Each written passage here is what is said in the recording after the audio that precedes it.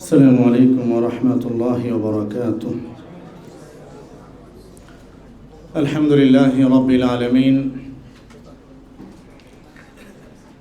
والصلاة والسلام على سيد الكائنات والمرسلين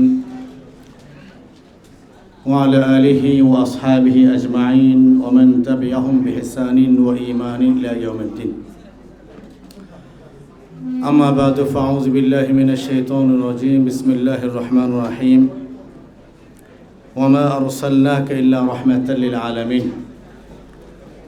فقال الله تبارك وتعالى: إذا جاء نصر الله والفتح ورأيت الناس يدخلون في دين الله أفواجا فسبح بحمد ربك واستغفر إنه كان توابا. صدق الله مولانا العظيم وصدق رسوله النبي الأمي الكريم ونحن على ذلك لمن الشاهدين والشاكرين والحمد لله رب العالمين. আল্লাহ তাআলার দরবারে অসংখ্য অগণিত শুকরিয়া আদায় করছি যে রব্বুল আলামিন তরুণদের অধপতনের সময়ে নীতি নৈতিকতার ধ্বংসের অতল গহ্বরে নিপতিত হচ্ছে এমন একটি দুঃসহ এবং অসহ্য সময় এক ঝাঁক তারকা খচিত আলেমদের, স্কলারদের, সমাজের সুচিন্তার অধিকারী মানুষদেরকে একত্রিত বসার এবং পৃথিবীর সবচেয়ে শ্রেষ্ঠতম বিষয় রাসূল করিম সাল্লাল্লাহু আলাইহি ওয়াসাল্লামের সিরাতের আলোক ঝরনায় সিক্ত হওয়ার, ধন্য হওয়ার, সুবাসিত হওয়ার তৌফিক দান করেছেন। আমরা আল্লাহ তাআলার দরবারে শুকরিয়া আদায় করছি, উচ্চারণ করি আলহামদুলিল্লাহ। সমাজের চারিদিকে শুধু হতাশা, ধোঁয়াশা, চারিদিকে ঘন কুয়াশা, কোথাও এতটুকুন আলো নেই। কিন্তু আজকে কিছু সময়ের জন্য মিরপুরে একটি কমিউনিটি সেন্টারে আমাদের ভাই তরুণ সমাজের আলোকবর্তিকার মশাল হাতে যিনি ছুটে বেড়াচ্ছেন, দাঈল আল্লাহ আবু তাহা মোহাম্মদ আদনানের ভাইয়ের আমন্ত্রণে দেশের তারকাজ্জ্বল মানুষগুলি এখানে আগমন করেছেন। আমি জ্ঞান ও গরিমায় সবচেয়ে ছোট, কিন্তু সম্ভবত আজকে আমি সবচেয়ে দূর থেকে এসেছি। আমি সকাল 11টা পর্যন্ত সমুদ্রের ওপরে সন্দ্বীপে অবস্থান করেছি। সেই সন্দ্বীপ থেকে সমুদ্র পেরিয়ে, স্পিড বোট পেরিয়ে, গাড়ি যোগে ঢাকা শহরের জাম ঠেলে এখানে এসেছি। এজন্য ভাই আমাকে 15 মিনিট সময় দিয়েছেন। আশা করি তিনি অত্যন্ত রহমদিল, তিনি কিছু সময় আমার জন্য বাড়াবেন ইনশাআল্লাহ তাআলা। ইনশাআল্লাহ বলেন, তার মানে আপনারা আমার পক্ষে আছেন।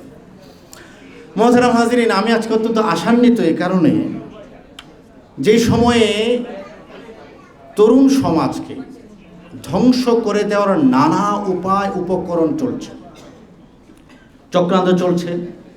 ভালোবাসা দিবসের নামে, প্রপোজ ডের নামে, এই ডের নামে, সেই ডের নামে তরুণদের চিন্তার ভিতরে মাদক ঢুকিয়ে দেওয়া হচ্ছে। আমার ভাই শক্তি ভাই এখানে আছেন। আমি সবসময় কোনো সেমিনার ওনারে পাইলে কাছাকাছি রাখি, কারণ শক্তি কাছে থাকলে একটা শক্তি পাওয়া যায়। তার মধ্যে আপনার পাশাপাশি বসবেন। উনি সিলেটে একটি বক্তব্যে একটি বাক্য বলেছেন, বাক্যটা আমার হৃদয়কে স্পর্শ করেছে। উনি বলেছেন, ভাইরা আপনারা কান্নার জন্য প্রস্তুত হন, কারণ সমাজে আত্মহত্যার মহা মিছিল ধেয়ে আসছে।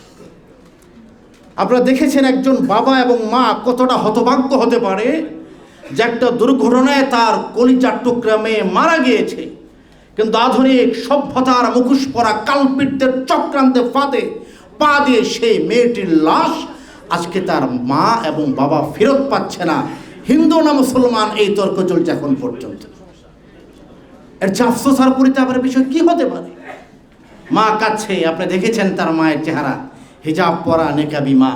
বাবা কাঁদছেন, দেখতে পেয়েছেন গ্রামের আপামর একজন মানুষ মুখে দাঁড়িয়ে আছে, চেহারা দেখে বোঝা যায় ধর্মপ্রাণ মানুষ, কিন্তু বুক ভরা আশা নিয়ে মেয়েটাকে পাঠিয়েছিলেন ঢাকা শহরে। লাল নীল বাতির উৎকর্ষময় আলোতে মেয়ে মানুষ হবে, কিন্তু সমাজের মুখোশ পরা কালপিটদের সেই প্রগতিশীলতায় ঘা বাসাতে গিয়ে মেয়ে তার ধর্ম হারিয়েছে, তার পরিচয় হারিয়েছে, এবং মা বাবা শেষ আশ্রয়স্থলটুকু, আশ্রয়টুকু, সন্তানের লাশটুকু ফিরে পেতে পারে, সেই সম্ভাবনাটুকু এখন ক্ষীণ হয়ে দাঁড়িয়েছে। কোথায় যাচ্ছে সমাজ? এই দুর্যোগপূর্ণ সময় এবং এমন কুয়াশাচ্ছন্ন সময় আজকে মিরপুরে আমাদের ভাই আবু তাহা মোহাম্মদ আদনানের মাধ্যমে আজকে যে আলোকিত তরুণদের ঢল আমি দেখতে পেয়েছি, আমরা বিশ্বাস করি আজকের এই আলোক সমাবেশ প্রমাণ করে বাংলাদেশটা নাস্তিকরা গিলে খাবার সুযোগ আর নাই। ঠিক আর রাস্তা বলে এত বড় স্যান্ডউইচ খাইছেন আপনারা, আমি আধা ঘন্টা ধরে স্টেজে বসে চিল্লাই দিছি, ভাই একটু নাস্তা দেন, নাস্তা দেন। নাস্তা তখন আসছে যখন আমি বক্তৃতা দিতে বসছি। আমি কর্তৃপক্ষের প্রতি তীব্র নিন্দা জ্ঞাপন করছি এটার জন্য। মুহতারাম হাজরিন, আল্লাহ তাআলা আমাদের দেশকে হেফাজত করেন, তরুণ সমাজকে হেফাজত করেন, এদেশের প্রত্যেকটা যুবককে হেফাজত করেন, যুবতীদেরকে হেফাজত করেন। 56,000 বাংলাদেশের প্রতি ইঞ্চি মাটিকে নাস্তিক মুরতাদদের থেকে হেফাজত করেন। মুহতারাম হাজরিন, আমাকে যে বিষয় দেওয়া হয়েছে, এই বিষয়ে যাওয়ার আগে আমি একটু আপনাদেরকে পিছনে নিয়ে যেতে চাই। আমি স্যালুট জানাচ্ছি আজকের আয়োজকদেরকে, আমার ভাই আবু তাহমদ আদনানকে, যে তিনি সিরাত নিয়ে আয়োজন করেছেন। আমি আপনাদেরকে 5টি প্রশ্ন করব। এই 5টি প্রশ্নের 4টের উত্তর 100-তে 100 পাবেন, 100-তে 100 যেতে পারবেন। 4টি উত্তর। 5ম নাম্বারটি আজকের এই অনুষ্ঠানে কেউ কেউ পারবেন। মাহফিল আমি প্রশ্ন করি এবং আলহামদুলিল্লাহ প্রশ্নের আগে আমি বলি যে আপনারা কেউ পারবেন। কারণ হলো কি, আজকে এখানে যারা এসেছেন, আমাকে এক ছেলে সম্ভবত বগুড়া থেকে কালকে ফোন করেছে যে শায়েখ আমি তো কোনোভাবেই শিডিউল পাইতেছি না, রেজিস্ট্রেশন করতে পারতেছি না। আমার টেনশন নেই, আমার ব্যাগ নিয়ে তুমি ঢুকে পড়বো। সে পাচ্ছে না। কৌতূহলটা কতটুকু, সে সেখান থেকে আসতে চাচ্ছে কিন্তু রেজিস্ট্রেশনের কোনো জোট হলে সে পাচ্ছে না।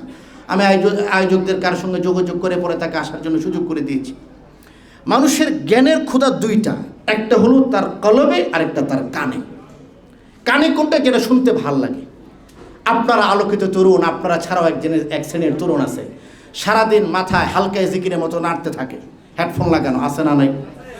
এরা কানের ভিতরে হেডফোন লাগায় সূরা ওয়াকিয়া শুনে, সূরা ইয়াসিন, আমার ভাই আমজাদ সাহেবের কবিতা কি শুনে? যা শোনা যায় না তা শুনে, ঠিক না বেটি? একটা জিজ্ঞেস করলাম, মাথা নাড়তেস। আমি বললাম, কিরে তুই সরমনে থেকে আসলেন নাকি, এত জোরে জোরে মাথা নাড়স কেন? হুজুর আমি গান শুনে। কি গান? স্প্যানিশ গান। আমি বাপরে বাপ, তুই এত শিক্ষিত, স্কুলে পড়ে স্প্যানিশ গান শুনছি, স্প্যানিশ বুঝস? হুজুর বুঝি না, খালি তালে তালে মাথা নাড়ি। কেন সে শুনছে?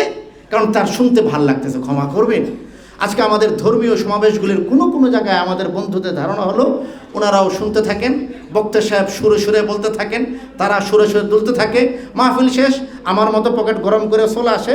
কালকে জিজ্ঞেস করবেন কী বলছিল রে, সে কী জানি বলছিল, জানি না, শুনতে ভালোই লাগছে। প্রথম প্রশ্ন আপনাদের কি করে, 1 নম্বর প্রশ্ন, নবীজির আব্বার নাম?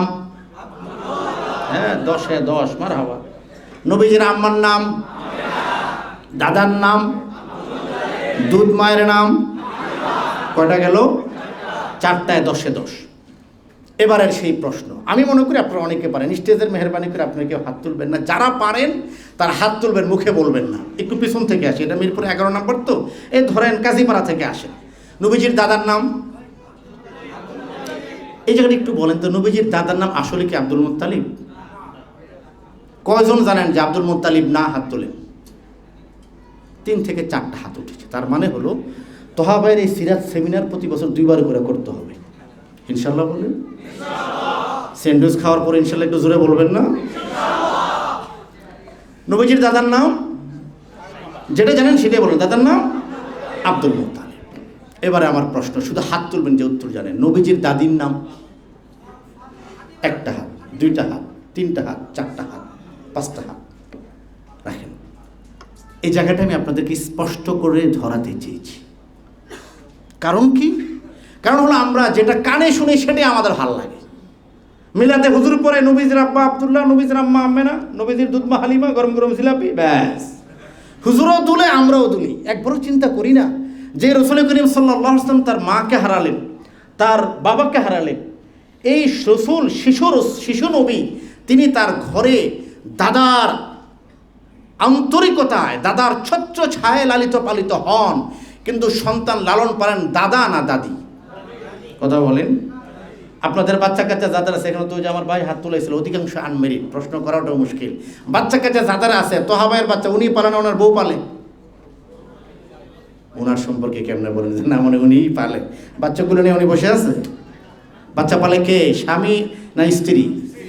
স্বামী না স্ত্রী? তো রসুলের দাদার নামটা আমরা জানি, দাদির নামটা জানি না কেন? কারণ হলো কখনো আমাদের কলবে সেই আগ্রহ তৈরি হয় না, যেই মহিয়সী নারীর আদরে আন্তরিকতায় নবীজি তার মাকে ভুলে থাকতে পেরেছেন। সেই মহিয়সীর নাম কি?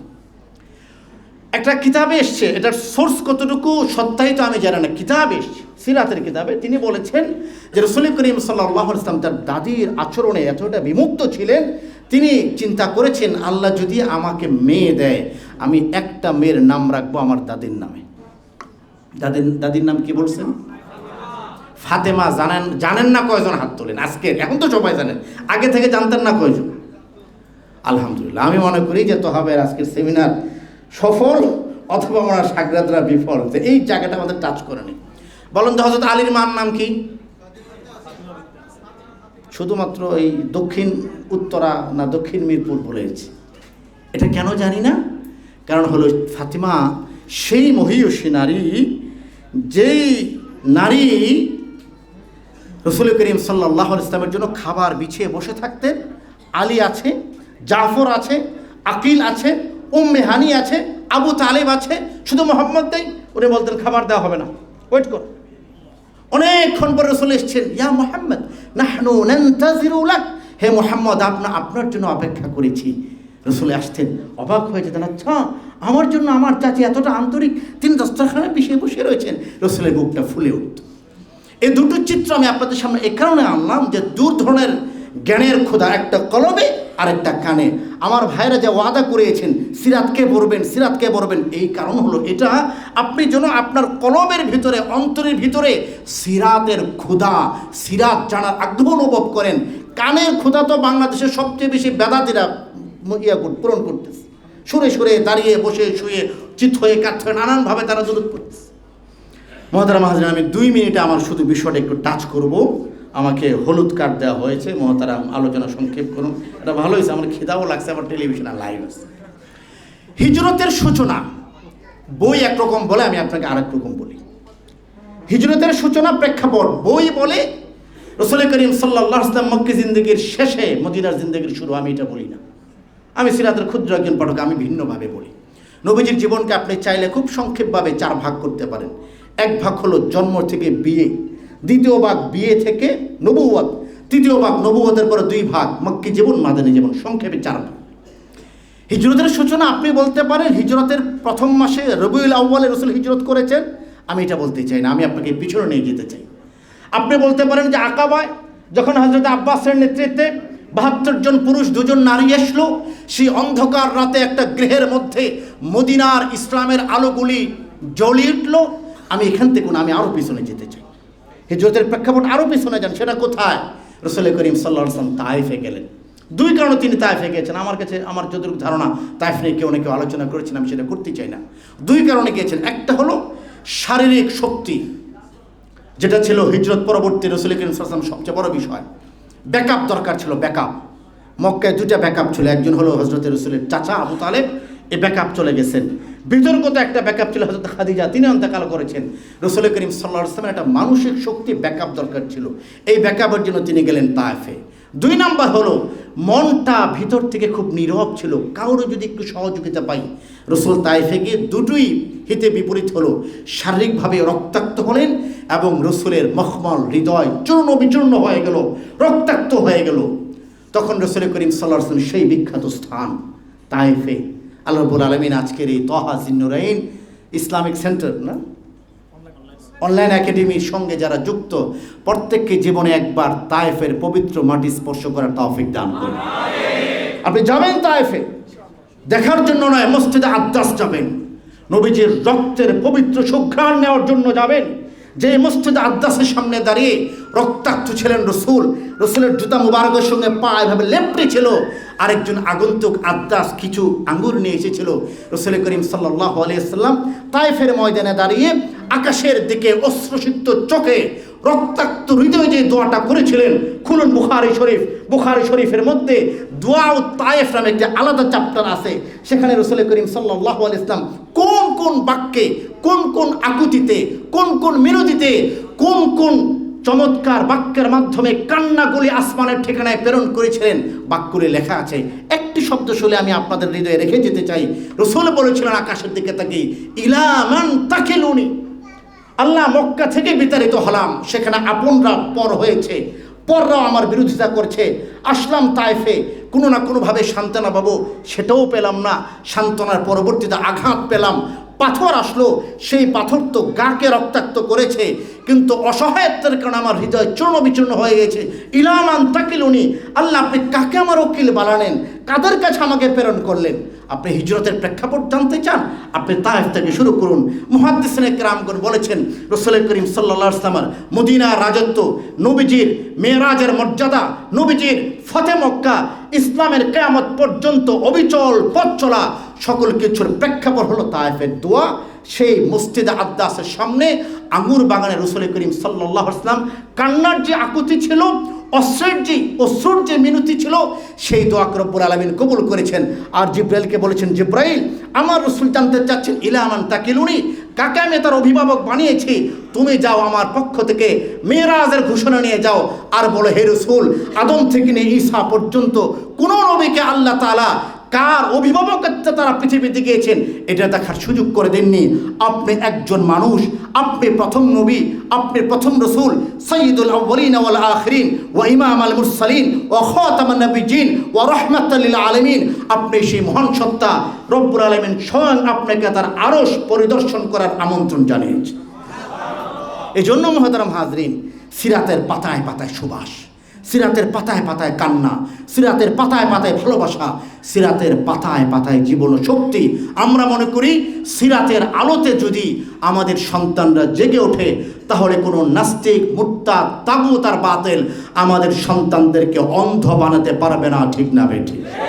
সিরাতের সুবাস চাই কি চাই না? আরো জোরে বলেন। গোটা বাংলাদেশের সবচেয়ে জননন্দিত মাহফিলগুলি করে বেড়ান আমার ভাই। আমি তার কাছে মক্তবের ছাত্র, কিন্তু আমি বলবো ভাই, আপনি মেহেরবানি করে শুধু সিরাত সেমিনার নয়, আমাদের ছেলেরা যেন কিতাবের প্রথম পাতা থেকে নিয়ে শেষ পাতা পর্যন্ত, আলিফ থেকে নিয়ে ইয়া পর্যন্ত সিরাতের প্রতিটা অংশ বলতে পারে, ইনশাআল্লাহ তাআলা সেই তৌফিক আল্লাহ তাআলা আমাদেরকে দান করেন। আমি দীর্ঘ সময় বক্তব্য দেওয়ার জন্য আন্তরিক দুঃখ প্রকাশ করছি। আজকের এই আলোক মজমায় নক্ষত্ররা যেখানে ঝলসে উঠেছে, এ মজমায় আমার মতো নরম অধমকে আমন্ত্রণ জানিয়ে আমাকে ঋদ্ধ করার জন্য, কৃতজ্ঞ করার জন্য আয়োজকদের প্রতি আমি শুকরিয়া জ্ঞাপন করছি। আসসালামু আলাইকুম ওয়া রাহমাতুল্লাহি ওয়া বারাকাতুহু।